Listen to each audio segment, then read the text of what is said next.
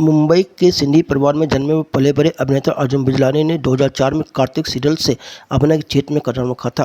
तब से अब तक लेट मिले जब हम तुम, कसौटी जिंदगी के, नागिन जैसे कई सफल सीरियलों में वह अपने अभिनय का जलवा दिखा चुके हैं। इतना ही नहीं, वह टीवी के रियलिटी शो में भी अपनी शोहरत बटोरते रहे हैं। उन्होंने फिल्मों में भी अभिनय किया है, तो वहीं म्यूजिक वीडियो में भी उन्होंने जमकर अपने नृत्य कौशल का परिचय दिया है। 2020 में web series stage of siege 2611 में मेजर निखिल का किरदार निभाया था। इन दिनों वह रियलिटी शो स्मार्ट जोड़ी में प्रतिस्पर्धी हैं, तो वहीं टीवी की reality show India's got talent के वो को होस्ट कर रहे हैं। तो वहीं अब 23 मार्च से MX प्लेयर पर स्ट्रीम हो रही वेब सीरीज रूहानियत में वह साबिर राठौड़ के किरदार में नज़र आ रहे हैं। साबिर राठौड़ के किरदार में लोग उन्हें काफ़ी पसंद भी करने लगे हैं। अर्जुन बिजलानी जी, फिल्मी संगम चैनल पर आपका स्वागत है। शुक्रिया। 18-19 साल का जो आपका करियर है, उसको आज जब आप बैठ कर देखते हैं तो कैसे पाते हैं? मुझे लगता है कि अभी अभी शुरुआत हुई है।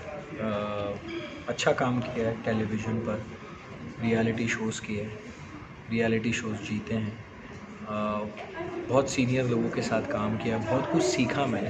तो मुझे लगता है एक एक्सपीरियंस बटोरा है मैंने 18-19 साल में, और मुझे लगता है कि मुझे और एक्सपीरियंस की ज़रूरत है, मुझे और बहुत कुछ सीखना है और बहुत काम करना है।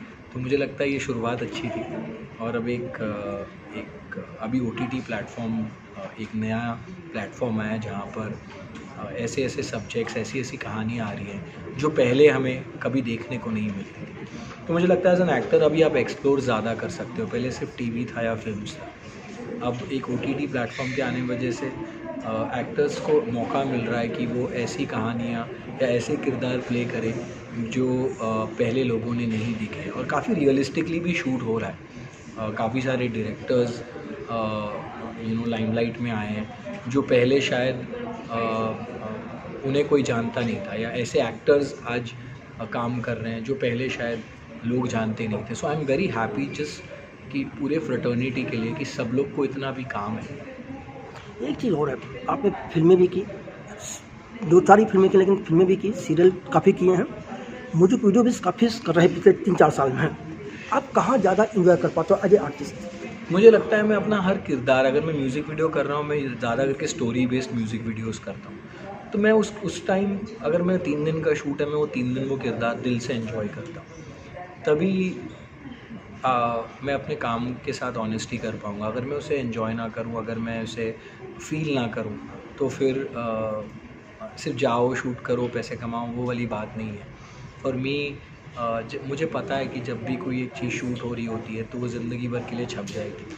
तो मुझे अपना बेस्ट ही देना है, जितना जो मेरी कैपेबिलिटी है, जो मेरा एक्सपीरियंस है, जो मेरा नॉलेज है, obviously with the help of the director, DOP, उनके साथ मिलकर मुझे एक ऐसी चीज़ बनानी है जो लोग बोले यार अच्छा काम किया। वो सुनने के लिए एक्टर तरसता है, और मैं भी वैसे ही मुझे आगे चल के भी अच्छा काम करना है, अच्छे प्रोजेक्ट्स का हिस्सा बनना है। हो सकता है कई बार आप फेल भी हो जाते हो, बट उस फेलियर से भी सीख कर फिर आगे अपने आप को लेकर जाना है। और मुझे लगता है इतने सालों में यही एक थॉट प्रोसेस रहा, शायद इतने साल इसीलिए भी टिका हूँ, और लोग इतना प्यार इसीलिए भी करते हैं क्योंकि मैं जो फील होता है वो ऑनेस्टली बोल देता हूँ। कौन सा सीरियल या कौन सी फिल्म आपके लिए एक टर्निंग पॉइंट रही करियर में?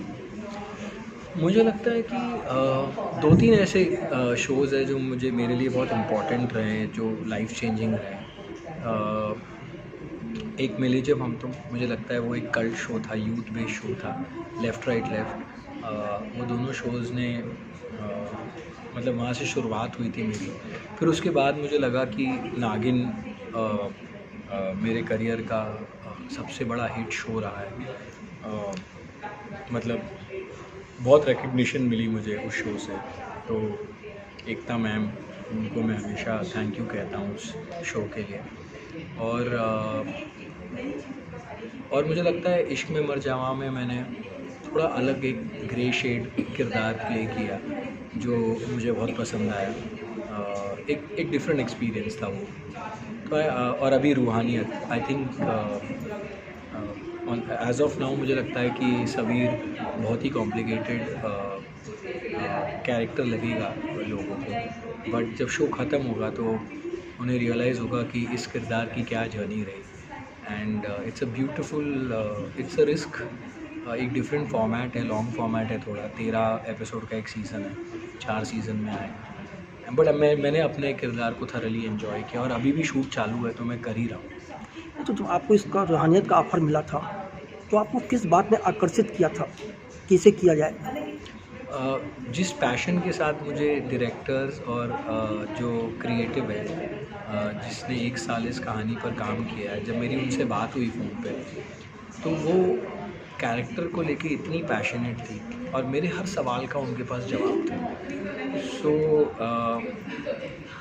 और कुछ मैं सच बताऊं आपको तो जब कोई चीज़ सुनते हो आप you know as an actor आप थोड़ा पिक्चर करने लग जाते हो सीन्स, ये ऐसे करूँगा ऐसे। तो मैं बहुत इंस्टिंक्टिव हूँ, अगर मुझे कुछ चीज़ लगती है ना बस ये करनी चाहिए, मेरा दिल मुझे कहता है ये होना है, तो मैं उसको तुरंत हाँ कर देता हूँ। बिकॉज मुझे लगता है दिल कभी यूजुअली आपसे झूठ नहीं बोलता। So I think it was an instinct कि मैंने शो के लिए कहा कि नहीं मैं ये करूँगा। चलिए मुझे बताइए कि जो आपका किरदार है इसको किस ढंग से आप परिभाषित करते हैं? Sabir Rathore is a 35-year-old man, a businessman, well settled.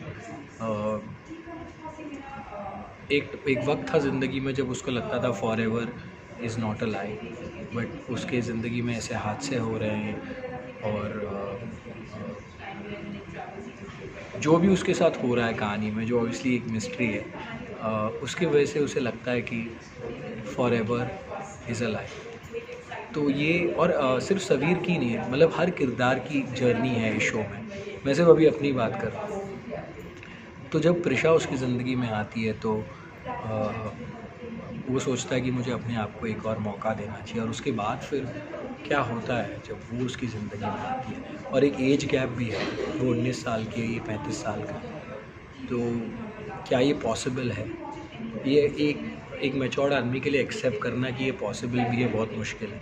तो आई थिंक एक जर्नी है एक किरदार की अपने माइंडसेट के साथ। आई थिंक बहुत कॉम्प्लिकेटेड होता है जब आप एक माइंडसेट दिखाते हो अपार्ट फ्रॉम हैबिट्स। तो वही है ना, रूहानियत है।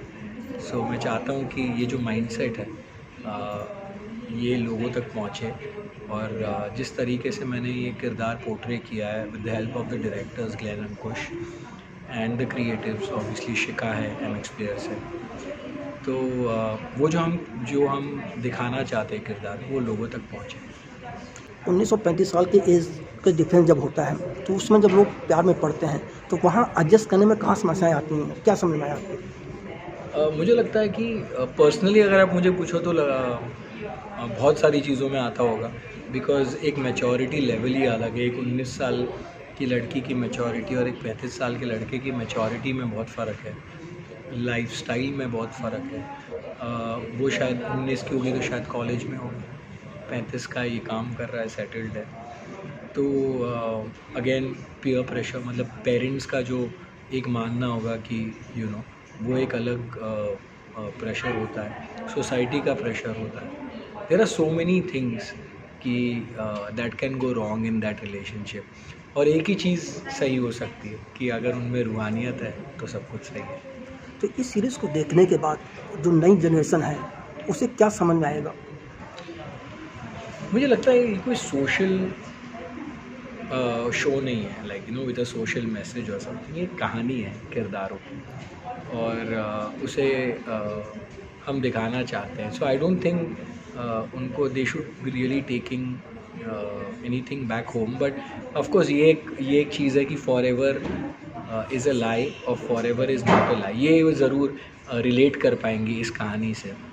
बिकॉज सबकी ज़िंदगी में ये टाइम आता है जब उनको लगता है कि नहीं यार मुझे मेरा प्यार मिल गया है, और फिर उन्हें उसी वक्त कुछ कभी लगता है कि मुझे कभी प्यार मिल ही नहीं सकता। तो एक जर्नी रहती है प्यार की। अब आप हर एक की ज़िंदगी में प्यार की अपनी एक जर्नी होती है, तो क्या वो आपको मिल पाता है या नहीं मिल पाता। और यही सबीर और प्रिशा की कहानी है, तो मुझे लगता है कि वो एंजॉय करेंगे। शब्बीर और अर्जुन बिजलानी में कितना अंतर है? आई थिंक सबसे बड़ा अंतर यही है कि मुझे लगता है कि forever is not a lie, और सबीर को लगता है कि forever is a lie. I think इससे बड़ा अंतर और कुछ है ही नहीं, बाकी तो ठीक ही है। अच्छा, ये किताब है एक फॉर एवर जिस पर एक सीरीज़ बन रही है, क्या आपने किताब पढ़ी है? मुझे किताब के बारे में पता है, बट मुझे कहा था कि किताब को आप पढ़ सकते हो बट ना पढ़ो तो बेटर है, because we want you to keep it raw. मतलब एक होता है ना, फिर आप रेफरेंस माइंड में लेके चलते हो। उनको चाहिए था कि ये थोड़ा अनप्रिडिक्टेबल रहे कैरेक्टर, तो उसको वो ज़्यादा वो करके उसको प्रिडिक्टेबल ना बने, इसलिए मुझे कहा गया था कि मत पढ़ना, तो मैंने नहीं पढ़ा। सीरियल में एक किरदार आप लंबे समय तक जीते हैं, कहीं वो मोनोटोनस नहीं आता फिर? नहीं, या बिल्कुल हो आता है जाता तो है उसको कैसे तोड़ते मोनोटोनस। हैं? सीरियल मैंने बहुत किए और कई बार हो जाता है मोनोटोनस, इसमें कोई दो राय नहीं है।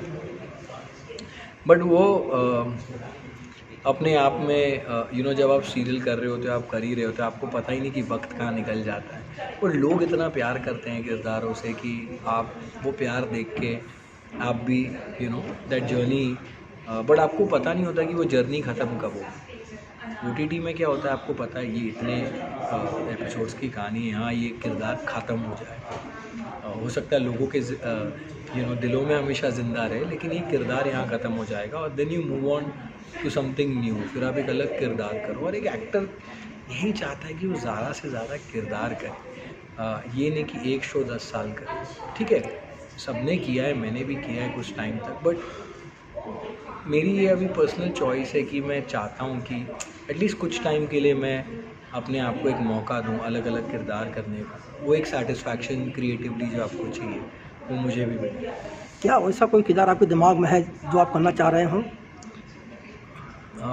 बहुत सारे यार, मेरे को एक नॉटी कॉप का किरदार प्ले करना है।